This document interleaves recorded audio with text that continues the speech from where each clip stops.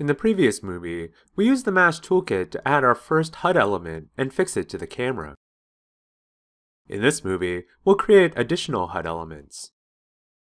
You can either continue working from your previous file, or load the provided Mesh UI Part 5 Start provided in the link in the description.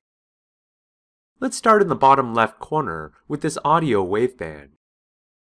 Before we begin, switch back to the default perspective camera view so our vision isn't obscured by the resolution gate.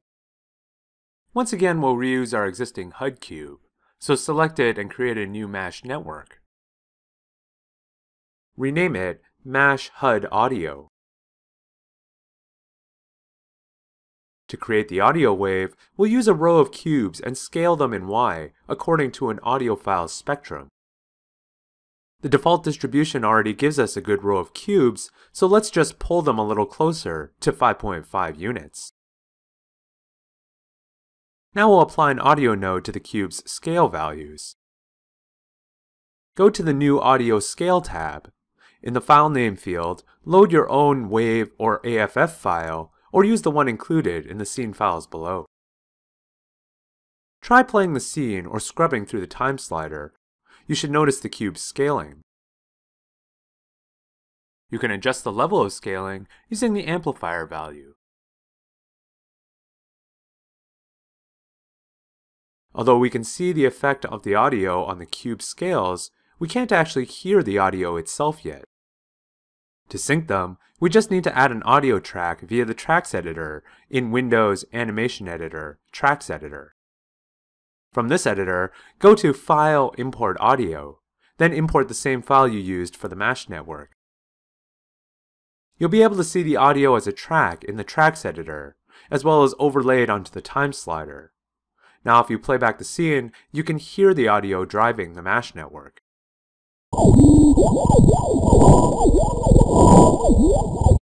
Now we're ready to position it to the camera, just like we did the rotating grid in the previous movie. Start by adding the appropriate transform and transform controller nodes to the audio network. Now switch back to the HUD camera view.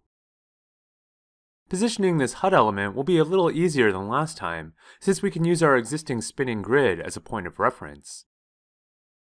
In the outliner, select the Audio Transform Locator, then Control-select the Grid Transform To locator inside our hidden Mesh HUD Grid control group. Go to Modify, Match Transformations, Match Translations. This will place the audio locator exactly where the grid locator is. Now you can manually adjust the X and Y axes to position it in the bottom corner. And as before, select the HUD camera and Control-select the Audio Transform Locator. Then in the Animation menu set, go to Constrain Parent. This will ensure the network moves along with the camera.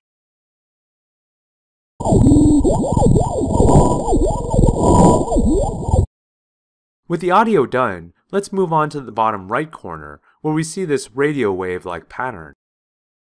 This is actually a trigonometric function called a sine wave, which is another easy effect to create using Mesh. First switch back to the default perspective camera.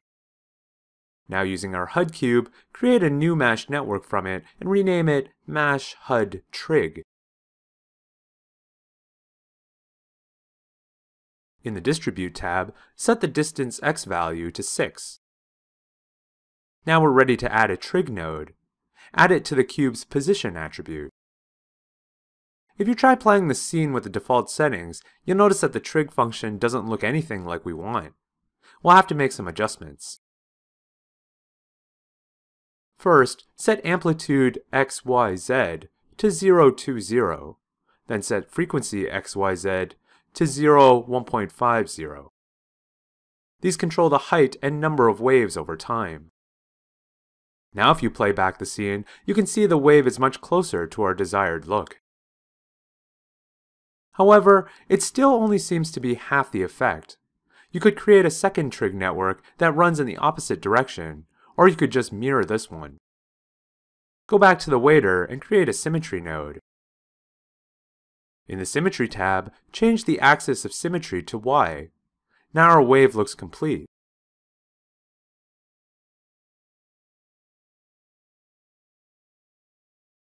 Now position it to the HUD camera, just like you've done before, by creating a transform node and controller, switching back to the HUD camera, and using the match translations function to set up an initial position before manually tweaking it to the bottom right corner.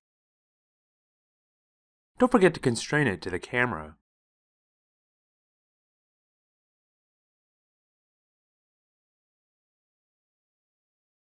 We're almost done. We just need to create one last HUD item in the top right.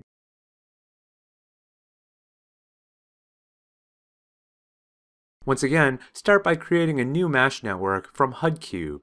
Rename it Mesh HUD Noise. This time we'll add a noise node to the position of these cubes to move them around randomly. If you play the scene, you'll notice that they're already moving a little bit, but we'll need to customize this movement from the Noise Pause tab.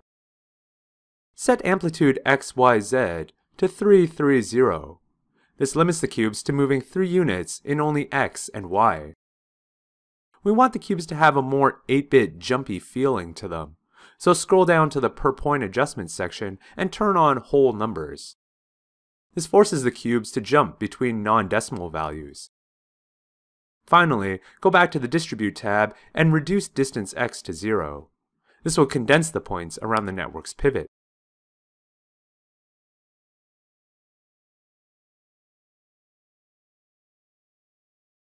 Now you can add a transform node to position the effect in the HUD camera just like the rest.